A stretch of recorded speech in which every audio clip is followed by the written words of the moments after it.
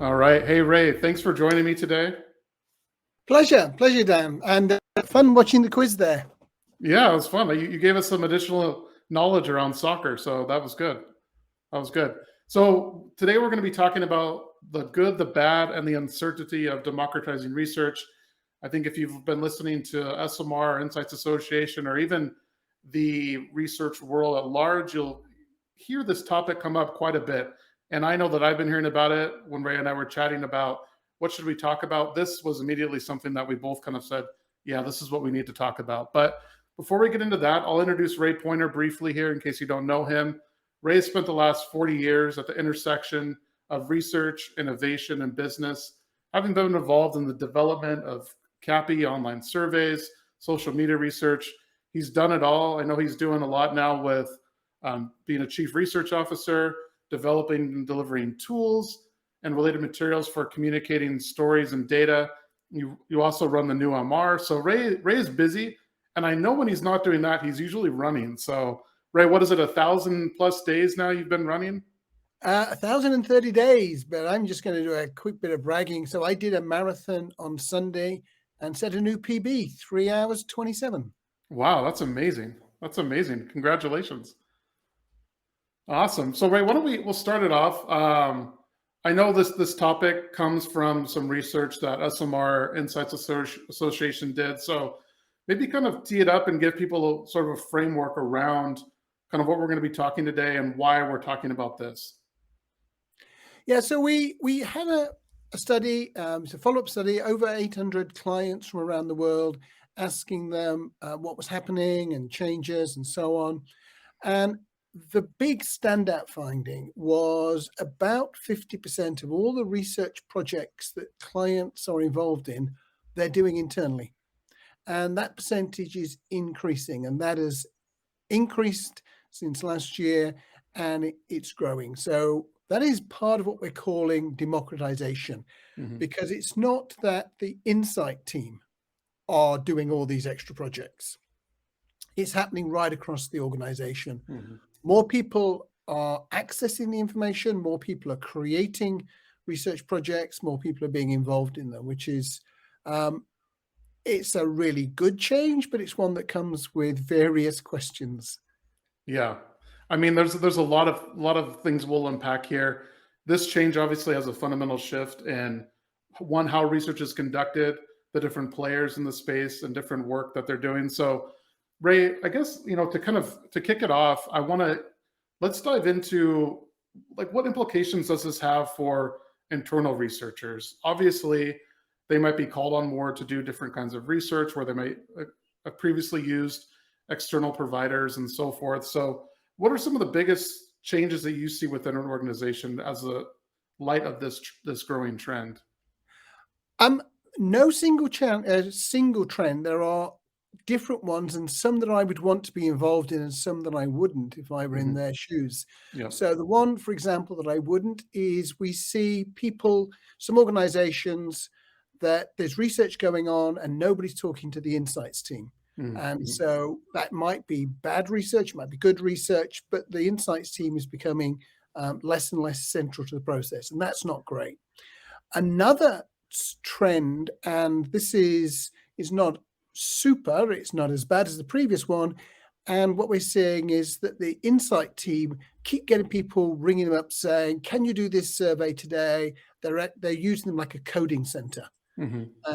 That really doesn't use their skills and talents, but the best ones are acting as leaders, they're acting as teachers, they're acting as coaches, they're acting as the people who set the quality standards. So they'll say, yeah, use this platform, use these questions.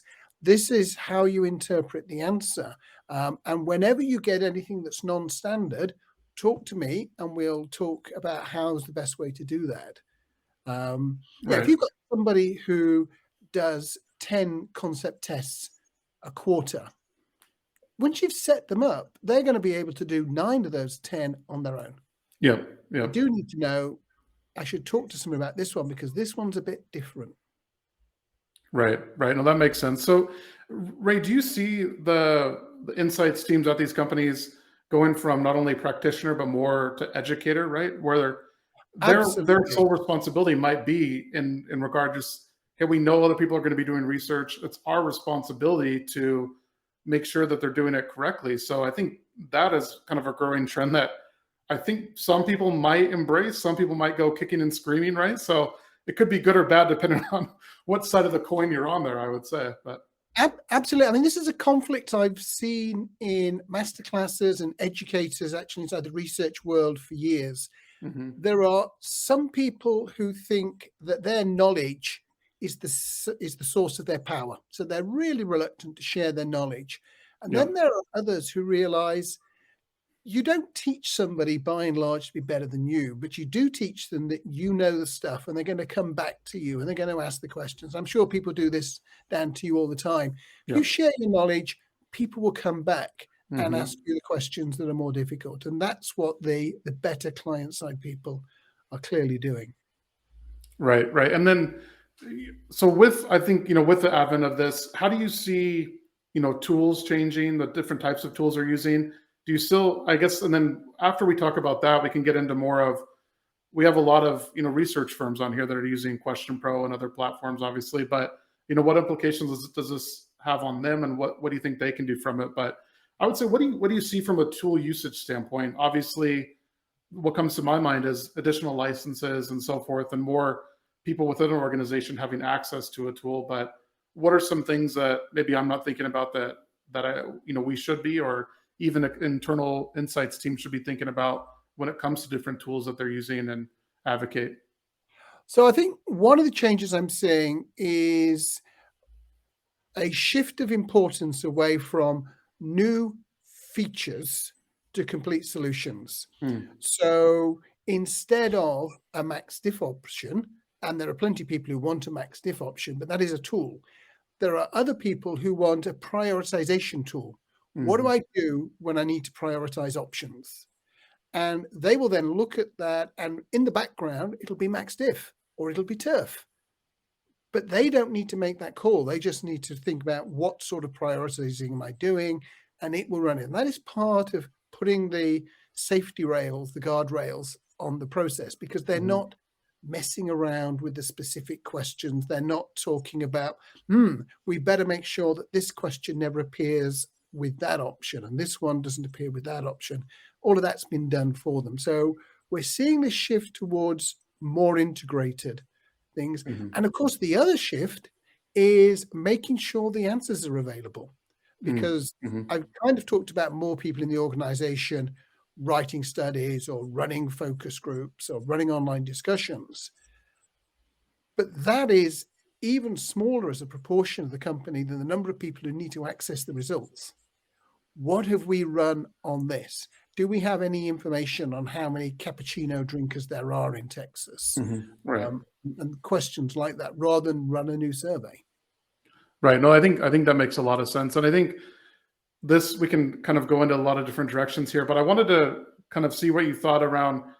I know you and I talked around, is research going to be dumbed down as a result of this, right?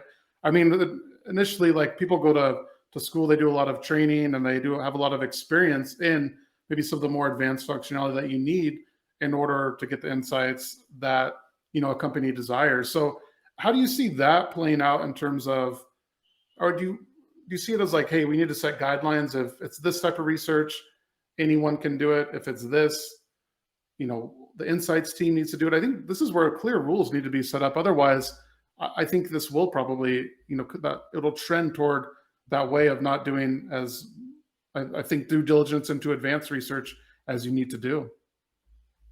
Yes, but they won't be clear rules because it's an Mhm. evolving picture. Yeah. And so if in your organization you have never done a conjoint or a trade-off, clearly that is going to be the senior team, and the insights expertise. And in fact, they are probably going to go to an agency for Hmm. expertise on Hmm. that.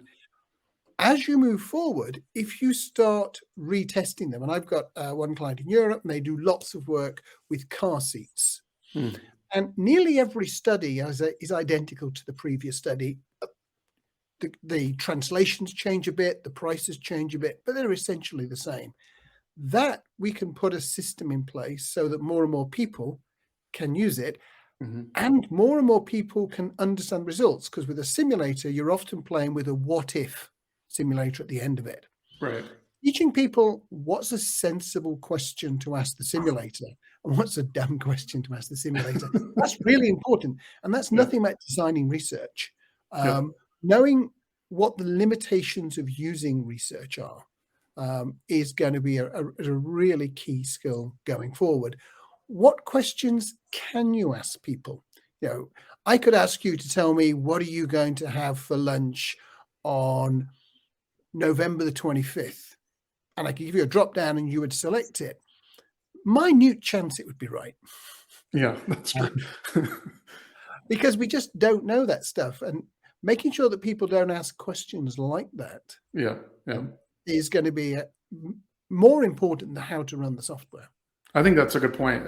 Those guidelines around what's a good question, what's not a good question, and so forth. But I think one could argue that maybe has been going on for a while, right? With some of the different platforms and things coming up. So I think that's definitely interesting. And then, kind of to this point, Ray, when do you see insights professionals within an organization having to go outside? I know we mentioned, 50%, what was it? 50% of the research projects are being conducted. Yeah.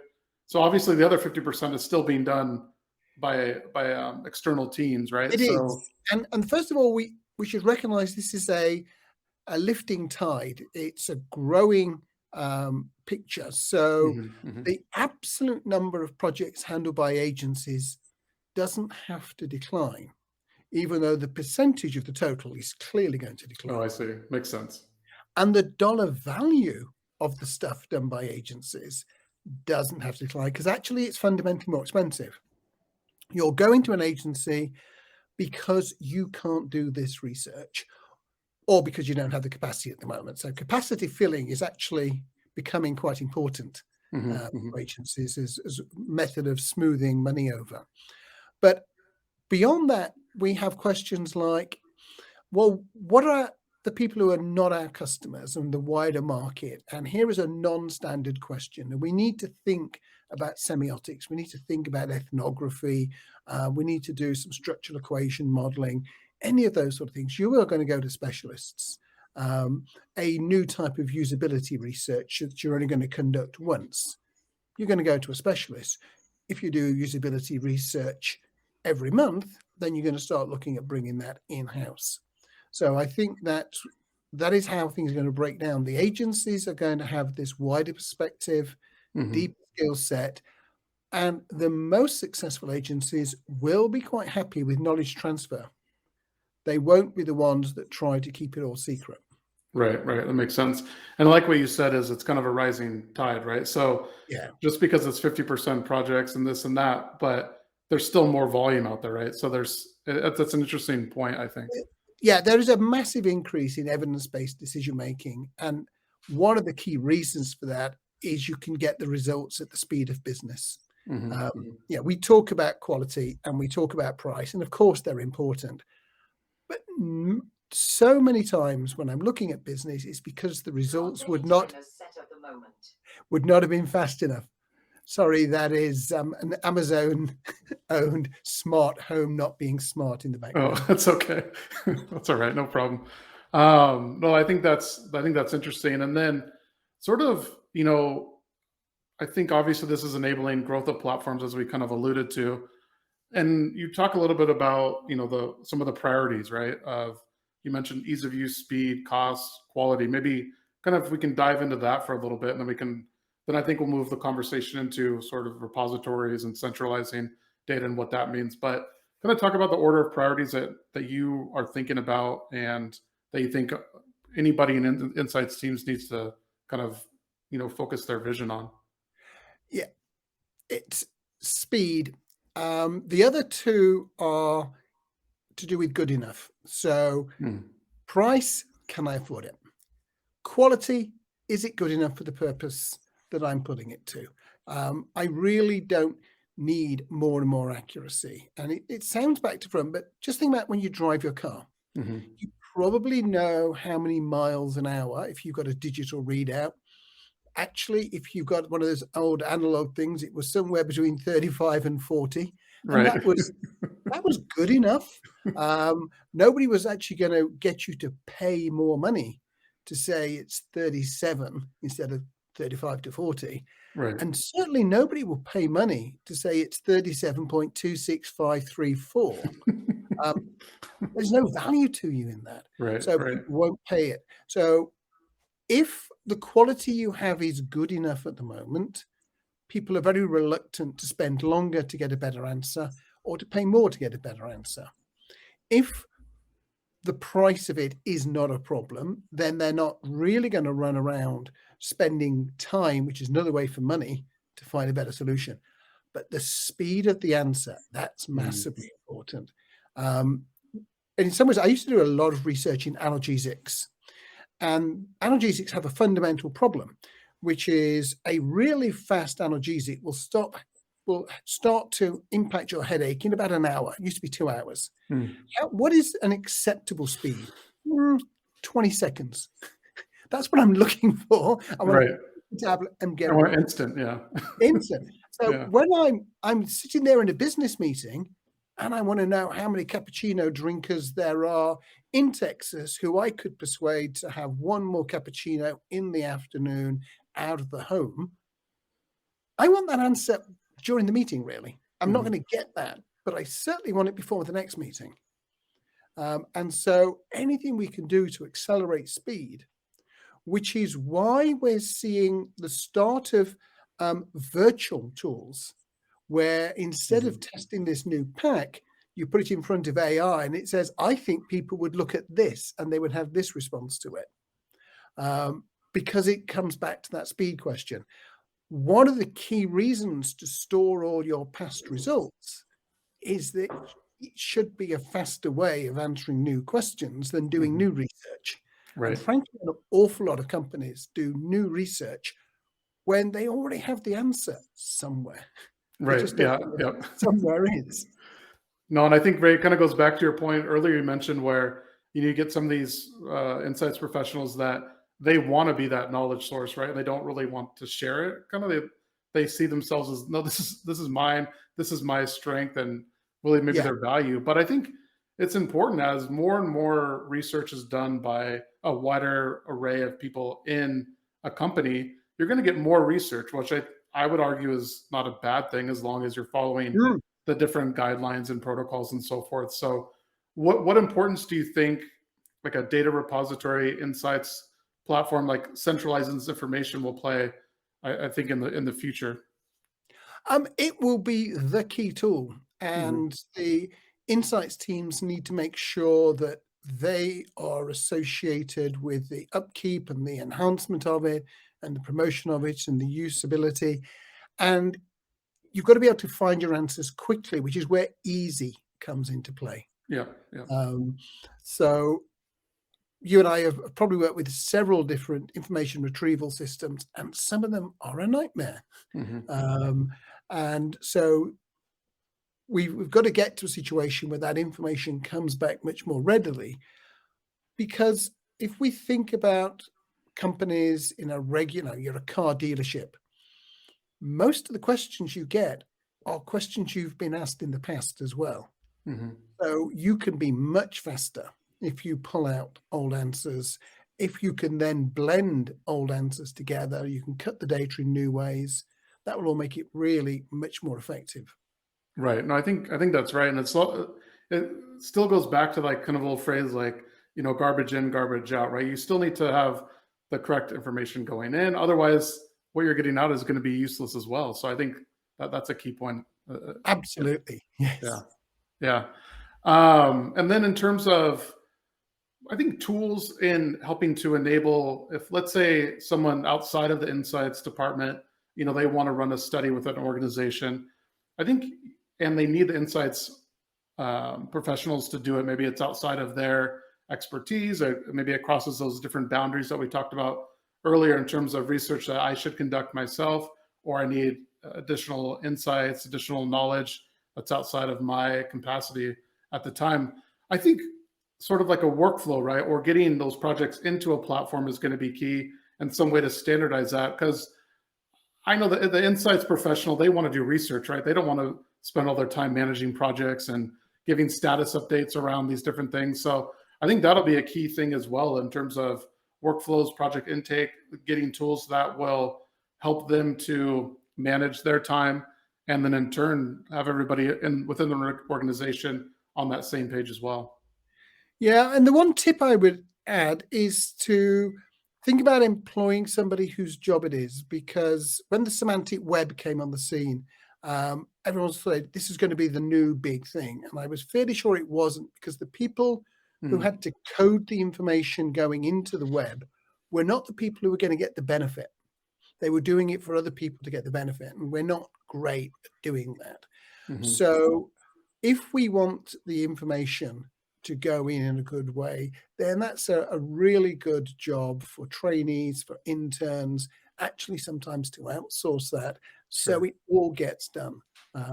It needs to be more than just good intentions. It needs to be more than asking the people who did a project, it was a real emergency, it was a great project, it solved the business need, and now just spend another day coding that up properly, putting some information together, annotating it so that when people pull the results down, they will know who was asked, why it was asked this way, and those sorts of things. Makes sense. That makes sense.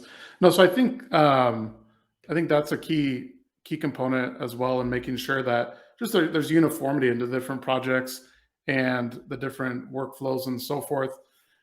Ray, I kind of have as you were talking, I have this kind of off the cuff kind of question for you. So let me know if you want to pass or not. But I think anytime there's change, there's going to be a group of people that are sort of resistant to it, right? They like the tried and true method. What advice or what guidelines would you give to those folks where they're used to maybe not having to do as much hands-on with the different projects or research, and they're used to outsourcing it and just looking at the data? What advice or what would you say to those people? It's going to change with or without you. So just to give you an example, you mentioned running. I do a lot of off-road running in the mountains, and I am up at the top end of skill of using a map and a compass. So give me an unmarked route, a map and a compass, and I can get across there really quickly. We now all use GPX watches.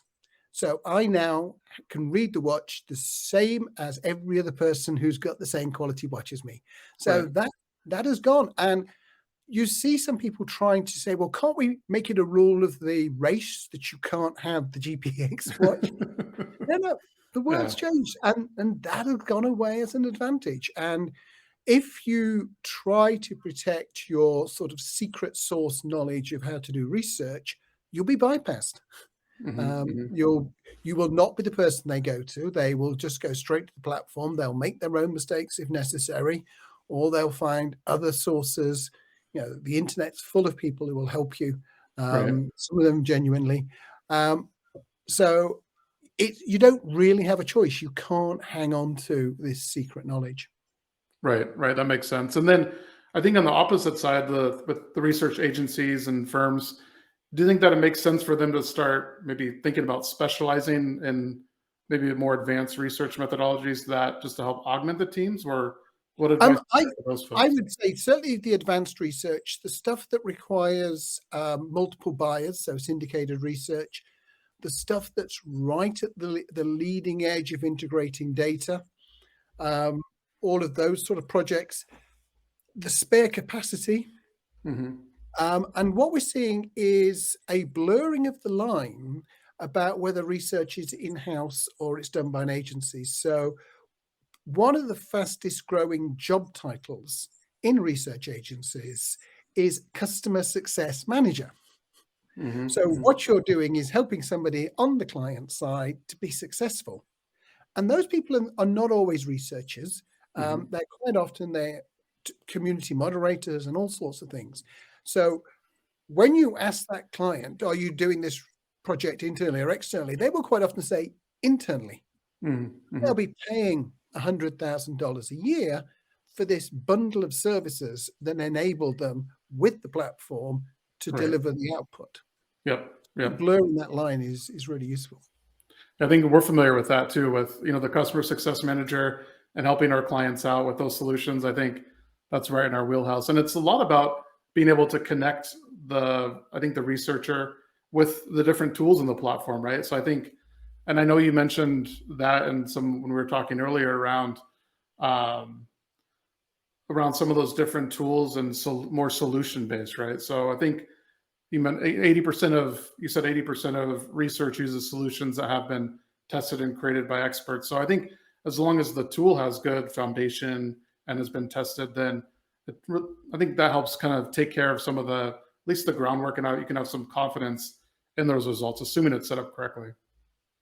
Absolutely. And if you take sort of an intention to purchase question or something, Mm-hmm. we know what the right way is to word that. We don't want somebody with no research knowledge on the client side rewording those questions. Mm-hmm. And we don't want somebody who has got 6 months of working for a market research agency rewording that either, because actually an awful lot of that work gets pushed right down to the new starters because they're the lowest cost. Yep. So those people are not producing great work out of the agencies either. Mm-hmm. So we want to be wherever something has been tested, we want to be using what we know as best in class rather than reinventing things all the time and often not being optimal.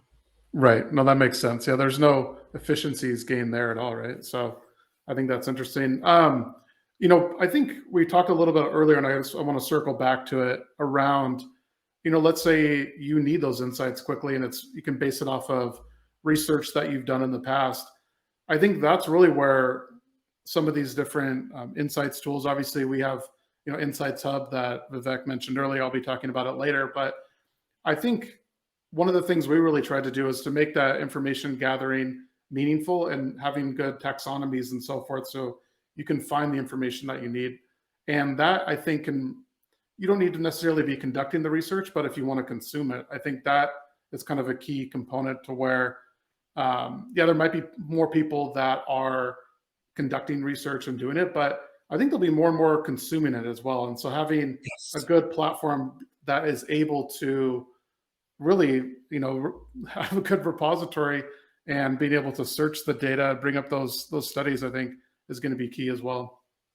I mean, we sort of had this in some of the large companies in the past. They used to have librarians. Yeah. And so you would go to the library. Do we have anything on sanitary ware protection in Eastern Europe? I remember being asked one of the questions years and years ago, because when the Berlin Wall fell down, then the brands that were available for sanitary ware for women became very different. And there was a need to understand what was already known before you move forward. Yeah. And typically it would be in somewhere like Unilever, the librarian, or in Kantar, the librarian. Yeah. Now that is what we're trying to replicate with these knowledge management systems, with these hubs, where you can effectively say, do we have anything on this? And then drill down to it. And one option may be to produce a report. One may be to summarize the key things. Another one may be to, right, could you fire up the questionnaire we used last time, and we'll just modify it very slightly. Right. Because that is there too. Yeah, it's interesting. I was just thinking as you were talking around, the Amazon Home went off and so forth, but how cool would that be if you could say, hey, QuestionPro, tell me all the data about my frequently purchased product, or whatever it might be. Like, that would be super interesting. So, not saying we're coming out with that, but it's different things that I like to think about as you were talking there. But no, Ray, and it's interesting that you mentioned libraries and so forth, because one of the comments we got from Nathaniel Porter, he said, universities are investing more and more in data services teams in these libraries to provide that kind of expert research for those sorts of issues and finding data and so forth. So I think it's definitely something that is on not only I would say more of the enterprise side, but also the university educator side as well. Yeah, there's a lot of work going into things like ontologies for, what is the right way of pulling all this together. Right. So, Ray, I'll kind of dive into a question that we had here, because I think it's a good segue to it. Nathaniel also asked, does prioritizing complete solutions over new features risk reducing flexibility for users and groups outside of the most common or best pain to use cases? Not really, but I'll take another one. Does it reduce flexibility for everyday projects? Yes. You would absolutely yell at one of your colleagues that didn't use the tested pre-built solution for a tested pre-built situation. So for those people, it will reduce flexibility. But when you move off the trail, the core tools are going to be there. So it's a little bit, I think, like Lego. So if you want to build a Death Star, you want to buy a Death Star kit. Right. You could build it with a massive collection of Lego. But if you want to build something that has never done before, you can still use Lego in the Lego way. So the way that the platforms are working, these tools are there in the background, but they're being assembled into finished solutions. So if you are at the expert end, then you will be able to use the core tools and be able to put this question with that, and you'll be able to pipe the answer through in these sorts of ways. But that is, you should be getting a warning on your screen saying, are you really an expert? Should you be doing this? If you are, fine. You need to consent. Yeah, I'm an expert. I stand behind these results, right? Something like that. Absolutely. No, it's interesting. Ray, I like your analogy of like building a Death Star or some big complex Lego. Like you can have all the pieces there, and you might be able to put something together it might somewhat resemble what you're looking to build. But if you have a kit or a guide or these instructions that say, no, this is how you do it, you're more assured to get good results. So that's a great analogy. You are, and what's more, if you have a few pieces left over, you've not done it. No, I know, it's so true. It's so true. So Ray, I want to kind of give people some actionable stuff here. So, and I want to dive into the good, the bad, and the uncertainty, and maybe just kind of give some what you think is the good. So, what is the good of democratizing research? And that more research is done. Yeah, that is the big positive. More research is being done. Actually, I'm just going to move to one side and turn the light because it's gone dark while we've been talking. Oh yeah, no problem. And there we go. That's the behind screen light on now. So the really big positive is more research is being done, more evidence-based decision making. So that's clearly the big thing. More people are understand that it is possible to talk to customers and to find out what they really want and fill that into the process. So that's what we like. We like that there are more standardized and more powerful tools around to do that. And then interesting ways of showing that information. So all of that would be in the positive. Right. That makes sense. Yeah, I think more research, more insights. So what do you think the bad is, Ray? Well, the worst is where somebody, and it could be like the CFO, doesn't like the project. So they will sign up, do a little survey with the wrong sample, asking the wrong questions, and say, well, my data says this. That is kind of what we're most worried about. And when we talk about it in normal circles, we normally talk about junior, untrained people. In my experience, it's usually somebody senior or very senior who is doing that. And I don't know whether it's always a mistake.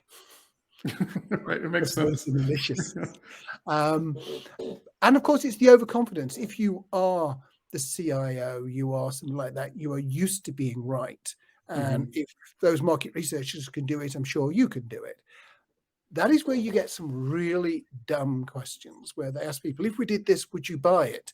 And they report back that 75% of people said they would buy it. Yeah, but they weren't telling us the truth. Right. We know about the buy question. So that would be certainly one of the problems there. And then I guess the other thing that worries me a little bit is where people don't take enough care about the data protection issues. So you can get yourself in a lot of trouble there for sure.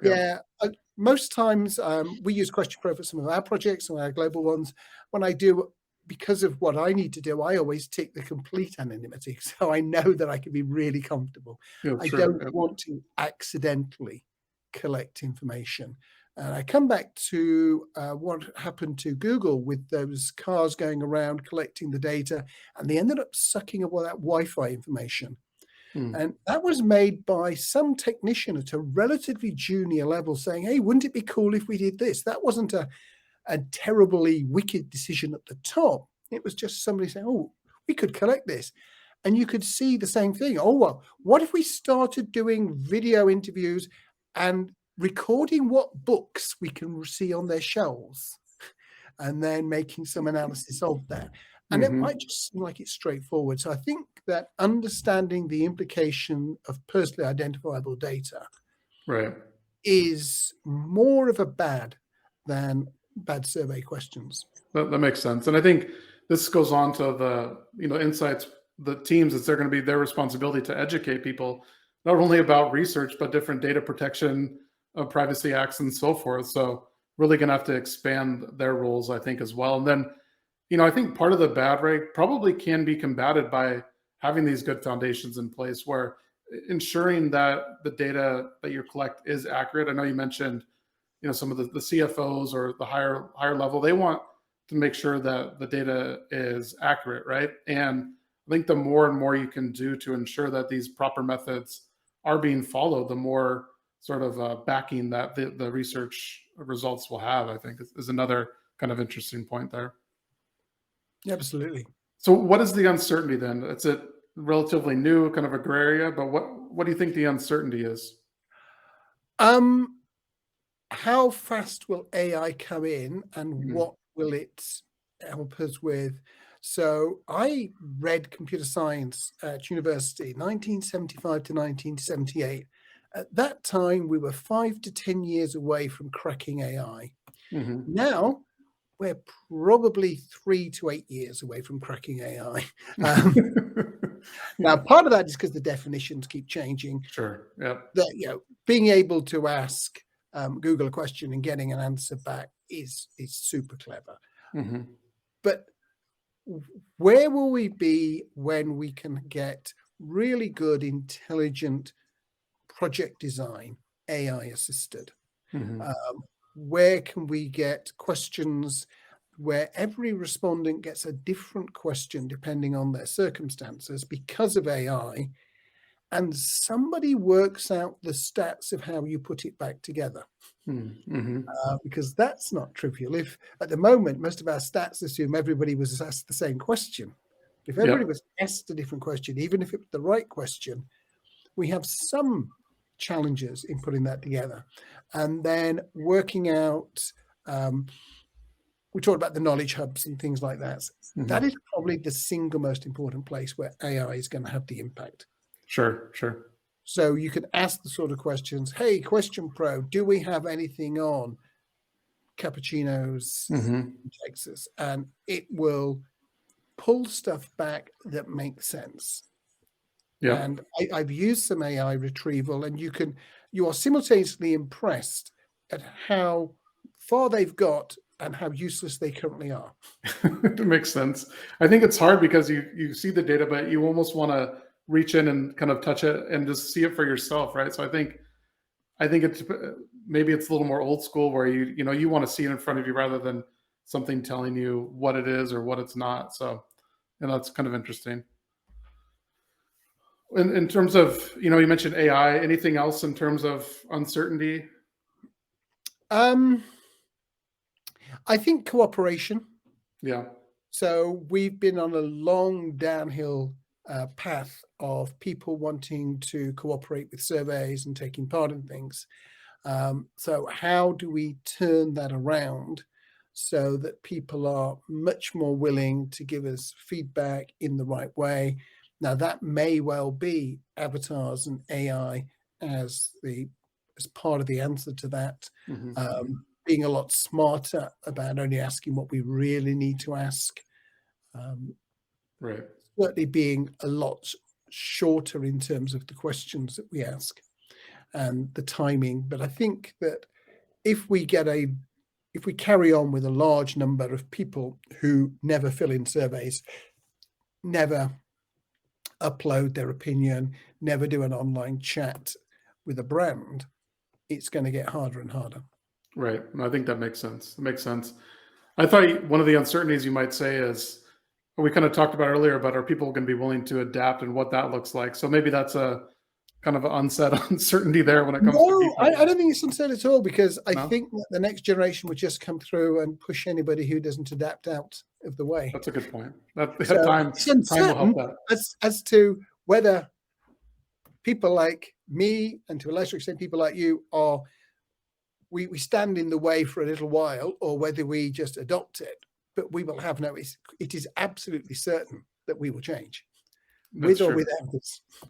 No, I think it's like anything. I mean, throughout the years, I know even in my career, I've had to learn different things just because maybe it's a new technique, something new came along. I mean, so I think it's interesting. You do have to adapt.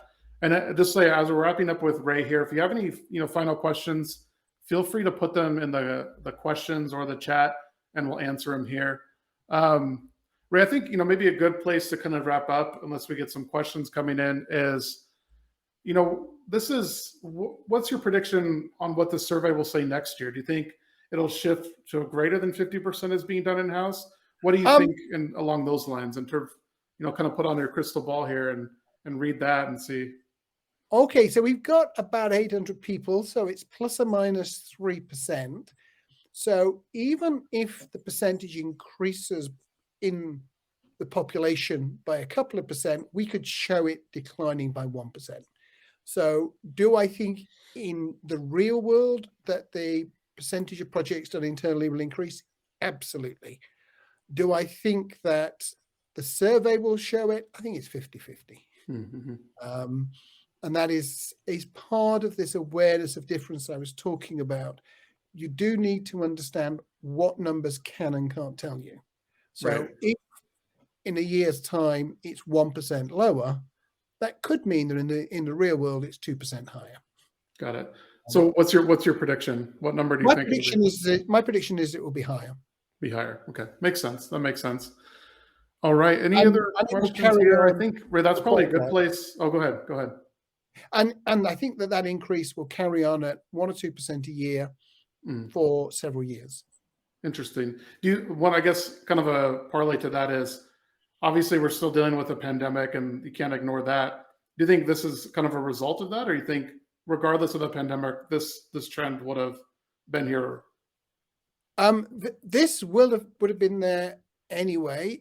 Only in 2 areas do I think that it's accelerated it, and that is in face-to-face quantitative and in face-to-face qualitative. Right. Both shifted more online. And if you're shifting online and you're using platforms, then it becomes more possible to bring that internally, whereas it was quite hard to do. I mean, you wouldn't do face-to-face quant externally as an internal client. Right. No, there's no. Some of them did do qualitative research.